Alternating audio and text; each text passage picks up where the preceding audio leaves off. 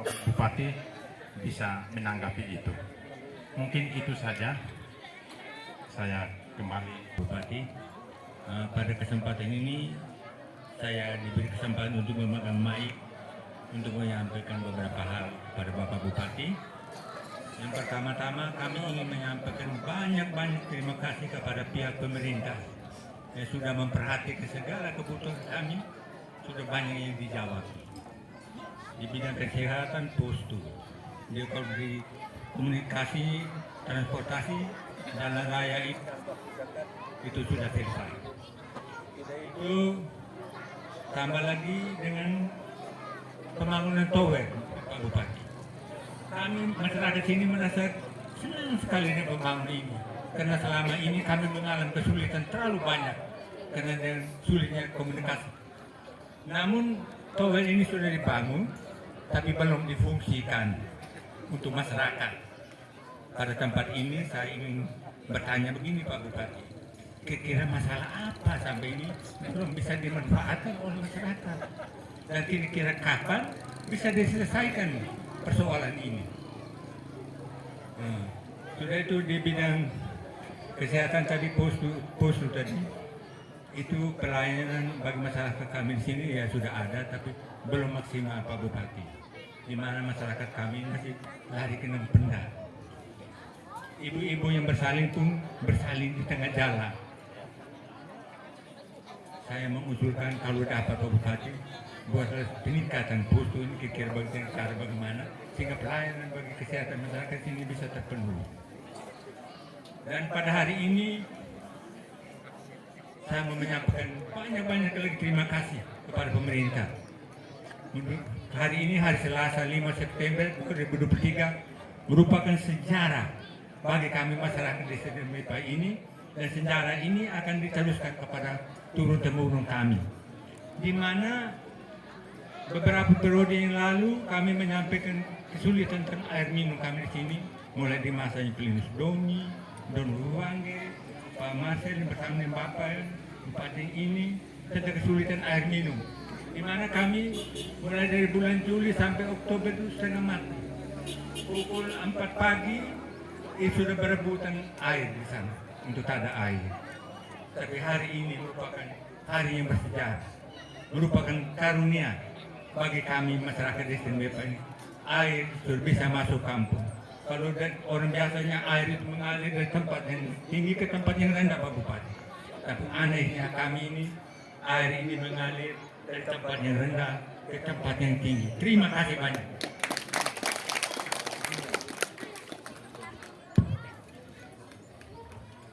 Ya, terima kasih atas kesempatan yang diberikan kepada saya. Yang terhormat Bapak Bupati Ende dan Wakil Bupati Ende, serta semua dinas badan yang hadir pada kesempatan ini, tokoh-tokoh adat, kepala desa yang hadir pada kesempatan ini yang saya hormati. Jadi baik, seperti dua penanya yang sudah menyampaikan pertanyaan, dan saya mewakili orang tua dalam hal ini dari wadah komite SD Oja. Ketika kami diundang untuk rapat penyusunan RAP yang dibuat di sekolah, ada persoalan-persoalan, masalah-masalah yang ditemukan disampaikan pada saat pertemuan di sekolah. Antara lain, SDN Oja ini adalah SD inti. Di tahun, saya ceritakan sedikit, di tahun 2021 kami dikontak oleh mereka dari dinas.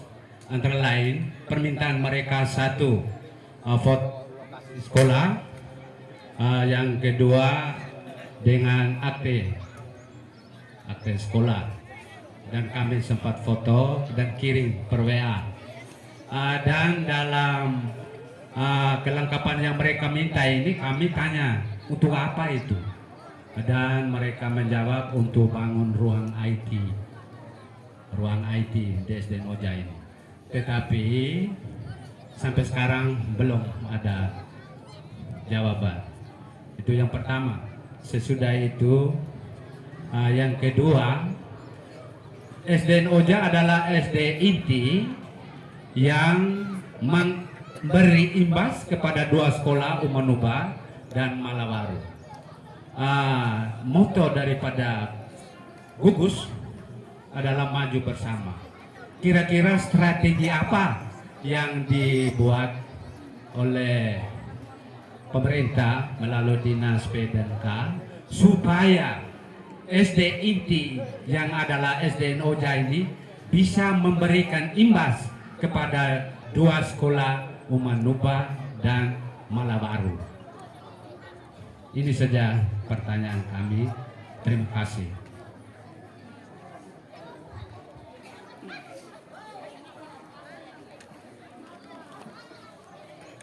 Kesediaan Bapak Bupati Ende untuk bisa menanggapi pertanyaan.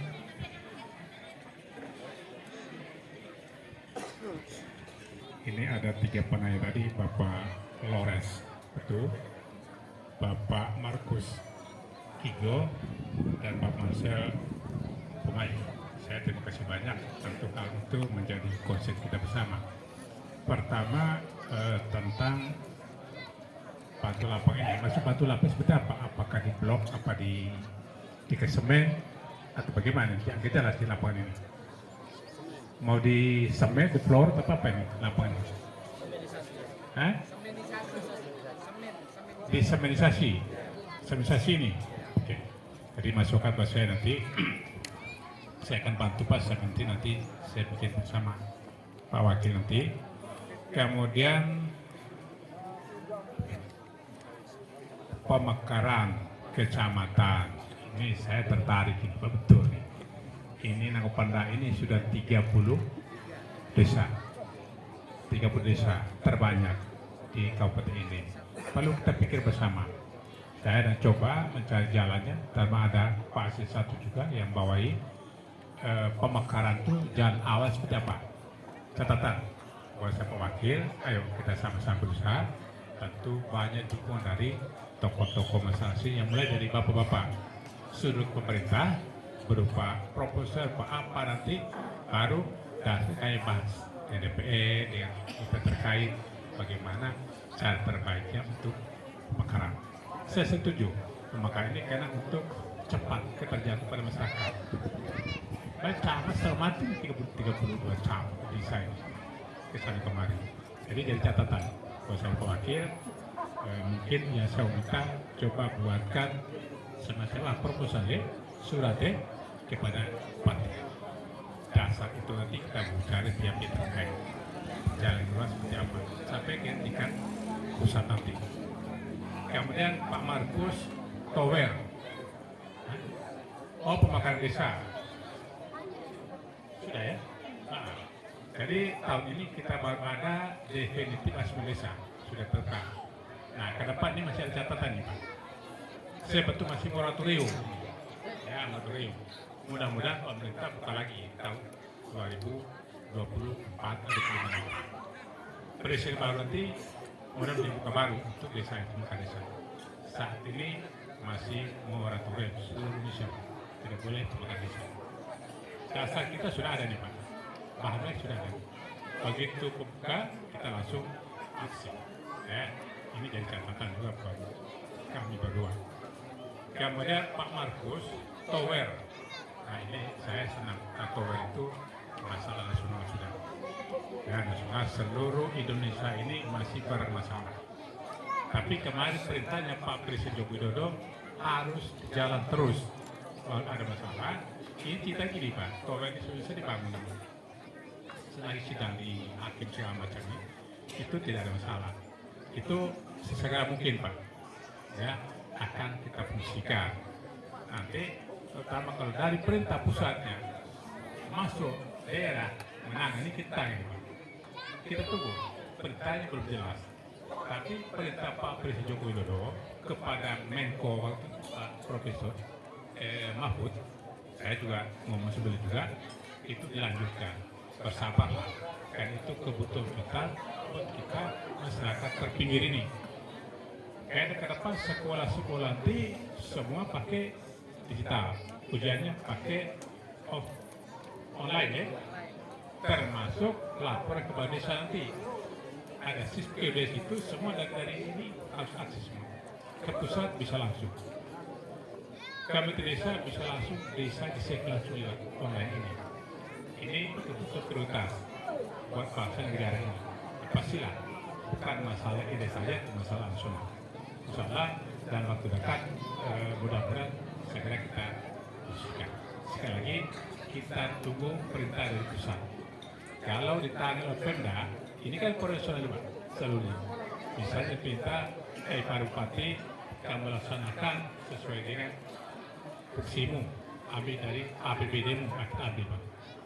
Itu prinsipnya kebutuhan paling fair. Kemudian peningkatan status postu menjadi semacam semacam puskesmas, saya pikirkan ini Pak. Dan ini yang perluas Pak. Kita berdapat satu puskesmas di mana? Desa Bloro. Ya, sekarang kita tidak mau kejar seperti rumah sakit tadi, kita bangun, tahunya tanahnya belum siap, belum matang. Untuk itu tahun ini, bulan ini kita matangkan tanah dulu, kasih rata dulu, padat dulu, bikin tembok dulu, nanti Desember kita boleh fisiknya.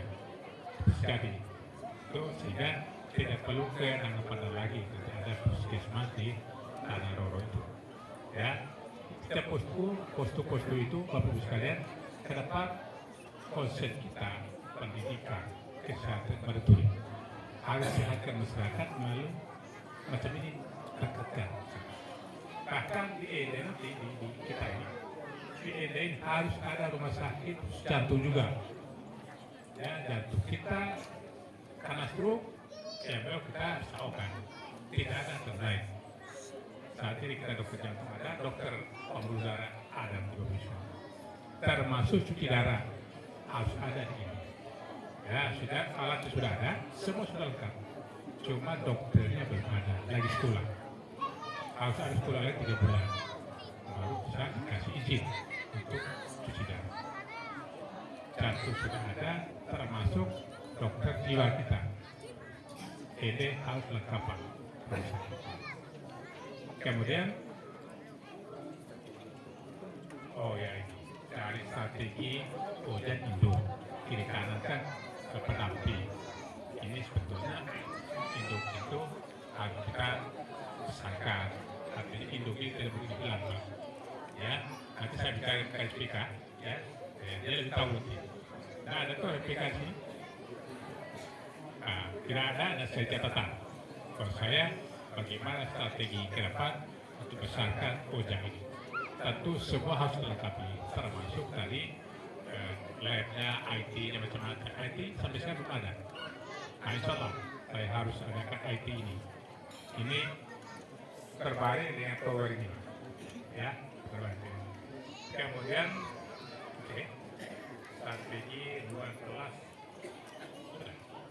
Nah, sekali lagi, Bapak-bapak tadi saya terima kasih banyak masukan, sarannya itu sejalan dengan maunya pemerintah. Masalah kesehatan, masalah pendidikan itu kita konsep betul-betul untuk menyehatkan masyarakat kita. Kemudian pemekaran camat, pemekaran desa catatan buat kami. Ya, saya setuju. Jangankan orang bicara maka provinsi mekar juga, camat mekar Pak, desa mekar. Gunanya untuk mempercepat pelayanan pada masyarakat. Demikian, Bapak Ibu saya hormati, kami di perwakilan. Katakan? Mungkin terima kasih Sejen Pak Bupati terkait dengan permintaan untuk pemekaran pertama pemekaran kecamatan memang sesuai dengan PP 19 itu harus syaratnya harus 10 desa. Jadi kalau sudah memenuhi syarat saya kira silakan mengajukan. Walaupun saat ini proses ini sebetulnya memang tidak ada moratorium, tetapi karena menjelang agenda politik nasional untuk sementara ditangguhkan, tetapi prosesnya kita harapkan untuk segera mulai sudah melalui prosesnya. Silakan berembuk semua desa cakupan dari 10 desa itu minimal 10 desa sesuai dengan peraturan pemerintah, minimal 10 desa untuk membentuk satu kecamatan. Ini PP 19. Lalu kemudian berembuk bersama dengan seluruh keputusan BPD masing-masing, lalu keputusan bersama baru diajukan ke pemerintah Kabupaten ini dan DPRD. Nanti kita akan proses lebih lanjut. Lalu kemudian untuk pembentukan peningkatan status pustu menjadi puskesmas memang sangat dimungkinkan. Kita di ND ini satu kabupaten yang punya punya puskesmas 2 di satu kecamatan itu baru ada di Kota Baru dan di Nangapenda. Nangapenda sedang mulai, yaitu di Tanah Roro saat ini sedang dibangun infrastrukturnya. Nah, dan prosesnya juga nanti sesuai dengan peraturan Menteri Kesehatan. Saya kira itu sangat dimungkinkan. Lalu kemudian tadi Pak Bupati sudah jelaskan, saya tanya strategi Pak Bupati dan saya. Saya kira strategi untuk peningkatan pendidikan hanya ada 3. 1, peningkatan kualitas sumber daya manusia guru sendiri. Yang kedua, sarana prasarana. Ya, yang ketiga keterlibatan dari seluruh potensi strategis yang ada di desa itu. Itu saja. Kalau ditanya strategi, ya strategi kita itu. Di mana kita mau naikkan sumber daya tenaga pendidik kita? Mulai dari workshop, kita adakan tenaga guru dan lain-lain yang memiliki kompetensi di bidang itu. Lalu kemudian infrastruktur lainnya, sarana prasarana. Ya, kita bangun gedungnya kan seperti di di Timberia tadi, Mbobenga. Tadi kan ada perhatian khusus dari pemerintah dan saya lihat itu gedung SD paling luks untuk saat ini. Karena di tempat lain Bapak Ibu sekalian hampir semuanya rehab. Kenapa? Karena kita ini hampir 300 lebih SD. Ya, sekitar itu tambah lagi SMP yang menjadi kewenangan kabupaten untuk mengurus. Dan harus diakui bahwa pengalokasian anggaran dari APBD untuk perhatian di pendidikan sesuai dengan arahan regulasi itu 20%, dan untuk ND sudah melampaui 20%. Hampir 30% APBD kita gelontorkan untuk pembangunan di bidang pendidikan. Jadi saya kira kalau bicara strategi bersama. Lalu kemudian apakah ada dampak untuk efek untuk 2 sekolah lainnya? Saya kira semua sekolah ini tidak membawai, hanya mengkoordinir saja. Ya kan, gugus ini tugasnya untuk mengkoordinir, ya tidak membawai manajemennya masing-masing di sekolah masing-masing, hanya ya sebagai sekolah gugus, sekolah inti. Saya kira ya harus ada efek di situ. Bagaimana bisa ada hal-hal yang mungkin menjadi contoh dan lain-lain mungkin bisa dikembangkan di situ. Jika sekolah lain, yang disebut sekolah ini tadi harus menjadi panutan dari sisi sarana prasarana harus siap, sumber daya manusianya, gurunya harus bagus. Ya. Lalu kemudian demikian juga dengan sekolah-sekolah lainnya yang dibawa, tidak membawai, dia hanya koordinasi ya dalam bentuk gugus sebagai sekolah inti. Dia tidak ada lagi kepala dari sekolah inti, tidak. Ya.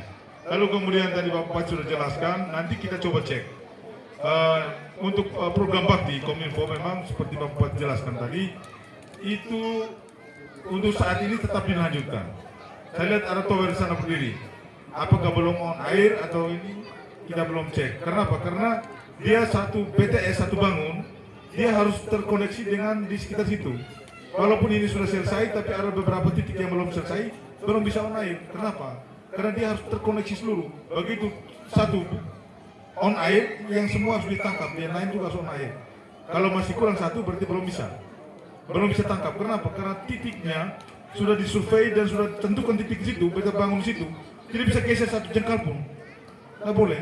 Kalau geser berarti tidak akan dapat. Apalagi yang sudah bangun di sini, tapi ada beberapa titik belum terbangun, semua tidak bisa dimanfaatkan. Memang harus betul-betul terkoneksi.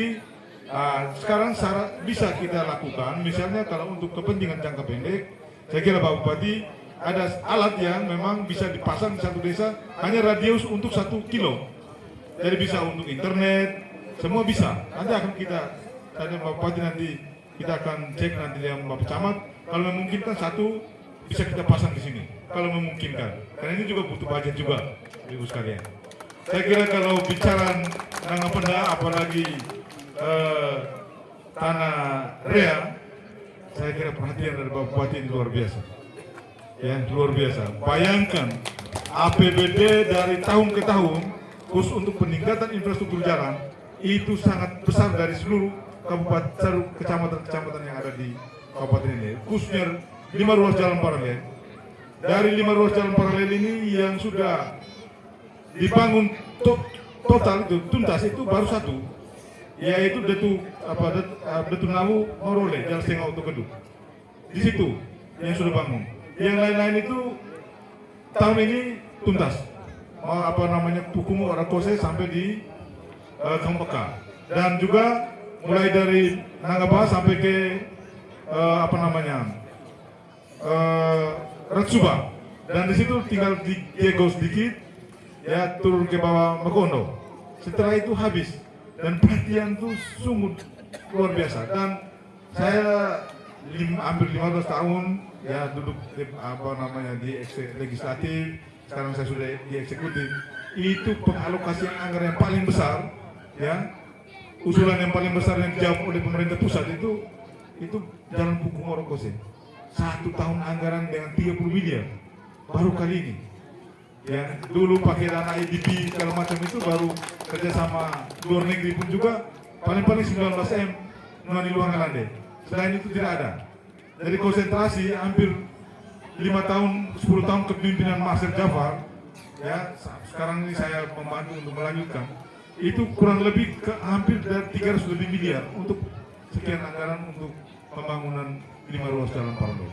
Jadi memang fokus perhatian betul-betul untuk peningkatan infrastruktur. Kalau bicara tentang pernah, ya, dengan upurun ini waktu kok mesti yang Bapak Mama bisa atur sini.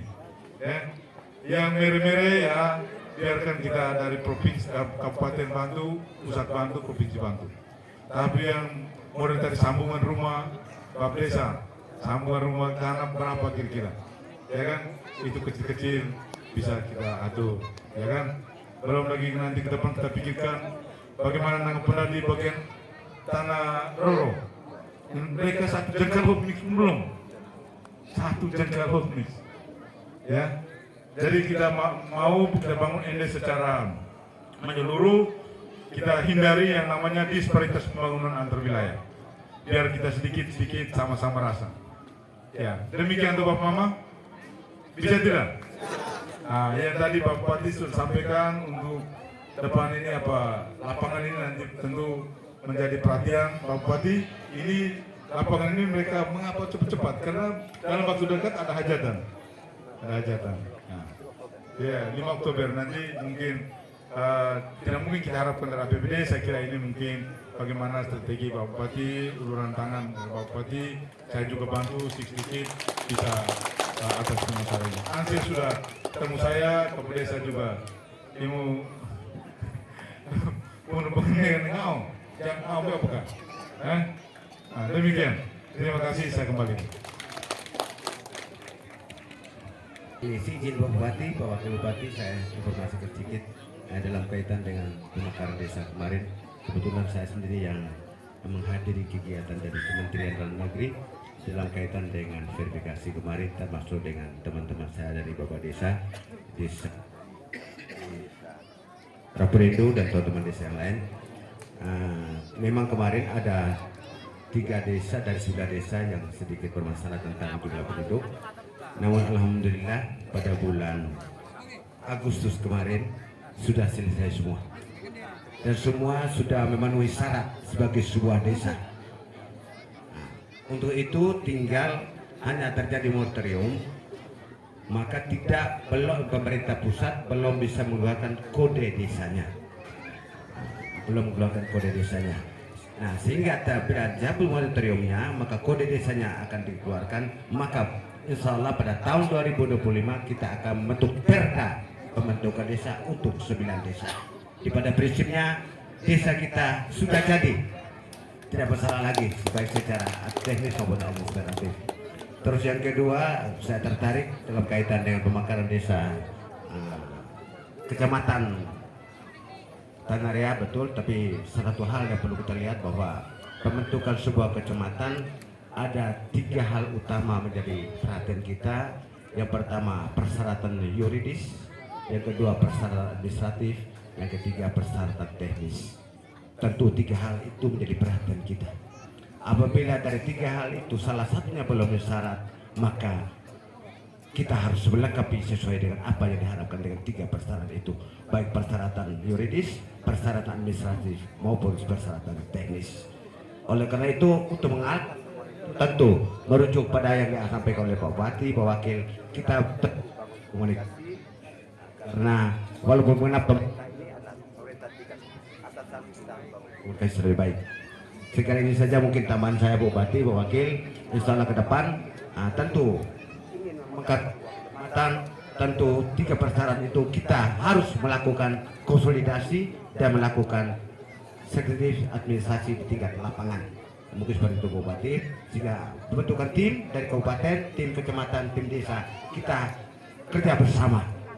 Selama ini saya lihat hanya tim kecamatan, tim desa yang jalan, tim kabupaten tidak pernah turun. Nah ini mungkin kedepannya kita serubah, kita boleh menggebu-gebu, ternyata tim kabupaten tidak melakukan pengkajian.